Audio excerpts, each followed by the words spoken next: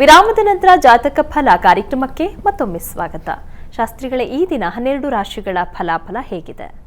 12 ರಾಶಿಗಳ ಫಲಾಫಲ ತಿಳಿಯುವ ಮುನ್ನ ಈ ಹೊತ್ತಿನ ಗ್ರಹಸ್ಥಿತಿಯನ್ನು ಗಮನಿಸಿಕೊಳ್ಳೋದಾದರೆ ಮೇಷರಾಶಿಯಲ್ಲಿ ಗುರು ಇರತಕ್ಕಂಥದ್ದು, ಮಿಥುನ ರಾಶಿಯಲ್ಲಿ ಈ ದಿವಸ ಮಾಂದ್ಯವದಿಯಾಗಿದೆ, ಚಂದ್ರ ಪುಷ್ಯ ನಕ್ಷತ್ರ, ಹೀಗಾಗಿ ಕರ್ಕಟಕ ರಾಶಿಯಲ್ಲಿದ್ದಾನೆ.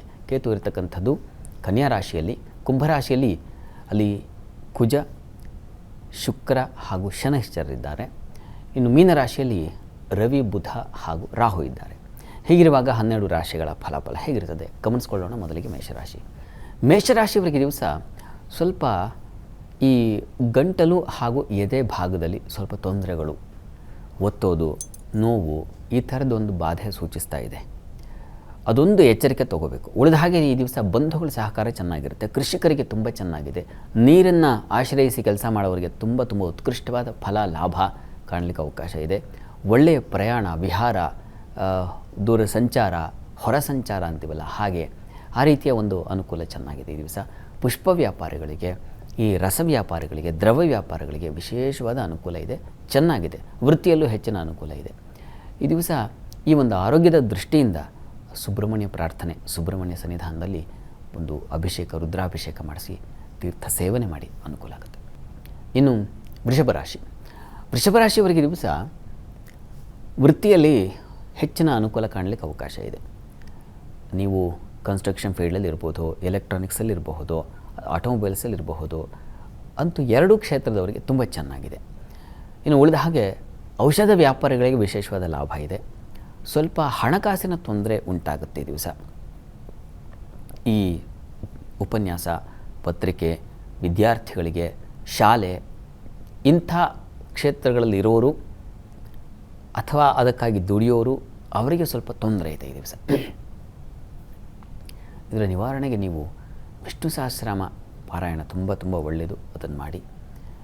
ಇನ್ನು ಮಿಥುನ ರಾಶಿಯವರಿಗೆ ದಿವಸ ಕುಟುಂಬ ಸೌಖ್ಯ ತುಂಬ ಚೆನ್ನಾಗಿದೆ. ಬರವಣಿಗೆ, ಪತ್ರಿಕಾರಂಗದಲ್ಲಿರೋರಿಗೆ, ಅದರಲ್ಲೂ ಸ್ತ್ರೀಯರಿಗೆ ಹೆಚ್ಚಿನ ಮಹತ್ವ ಸಿಗುತ್ತೆ ಈ ದಿವಸ.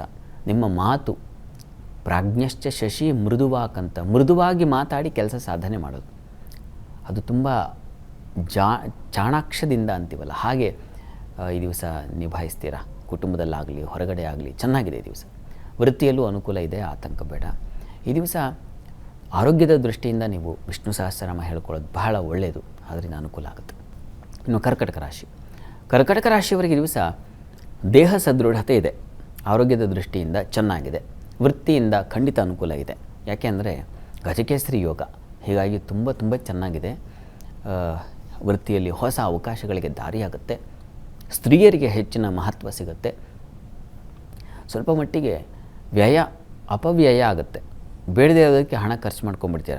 ಮೊದಲು ಇಷ್ಟಪಟ್ಟು ತರಿಸ್ಕೊಳ್ತೀರಾ, ಆಮೇಲೆ ಅದು ಇಷ್ಟವಾಗೋಲ್ಲ, ಹಾಗೆ ಅಂತೂ ವ್ಯಯ, ಅದು ವಾಪಸ್ ತೊಗೊಳಕ್ಕಾಗಲ್ಲ, ನೀವು ಹಣ ವಾಪಸ್ ಬರೋಲ್ಲ, ಹಾಗಾಗುತ್ತೆ.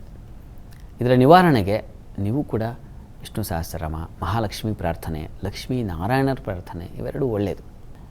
ಇನ್ನು ಸಿಂಹರಾಶಿಯವರಿಗೆ ದಿವಸ ಲಾಭದಾಯಕವಾಗಿದೆ, ಕಡಿಮೆ ಖರ್ಚಿದೆ, ಹೀಗಾಗಿ ಚೆನ್ನಾಗಿದೆ ದಿವಸ. ದೇವತಾ ಪೂಜೆ ಪುನಸ್ಕಾರಗಳಲ್ಲಿ ಭಾಗಿಯಾಗೋದು, ವಿಷ್ಣು ಸಹಸ್ರನಾಮ ಅಥವಾ ವಿಷ್ಣು ಸಂಬಂಧಿ ಆರಾಧನೆಗಳಲ್ಲಿ ತೊಡಗತಕ್ಕಂಥದ್ದು, ಇದೆಲ್ಲ ಇದೆ. ಸ್ವಲ್ಪ ಆರೋಗ್ಯದ ವ್ಯತ್ಯಾಸ ಸೂಚಿಸ್ತಾ ಇದೆ. ಸ್ವಲ್ಪ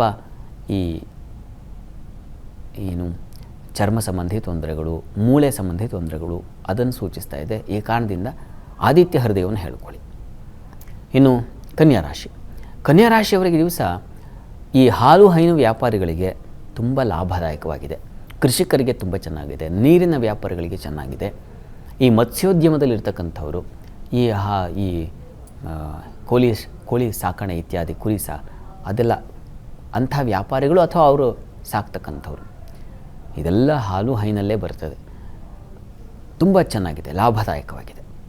ಇನ್ನು ವೃತ್ತಿ ಕೆಲಸ ಮಾಡ್ತಾ ಇರ್ತಕ್ಕಂಥವ್ರಿಗೆ ತೊಡಕಿದೆ, ವಿಘ್ನಗಳನ್ನು ಸೂಚಿಸ್ತಾ ಇದೆ.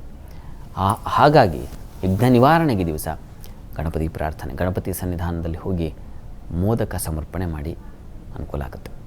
ಸರಿ ಶಾಸ್ತ್ರಿಗಳೇ, ಇನ್ನುಳಿದ ರಾಶಿಗಳ ಬಗ್ಗೆ ಮಾಹಿತಿಯನ್ನು ಕೇಳಿ ಪಡೆದುಕೊಳ್ತೀನಿ. ವೀಕ್ಷಕರೇ, ಇನ್ನುಳಿದ ರಾಶಿಗಳ ಫಲಾಫಲ ವಿರಾಮದ ನಂತರ.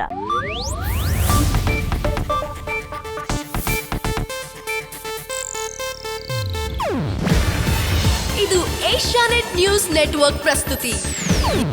ನೀವು ನೋಡ್ತಿದ್ದೀರಾ ಏಷ್ಯಾ ನೆಟ್ ಸುವರ್ಣ ನ್ಯೂಸ್.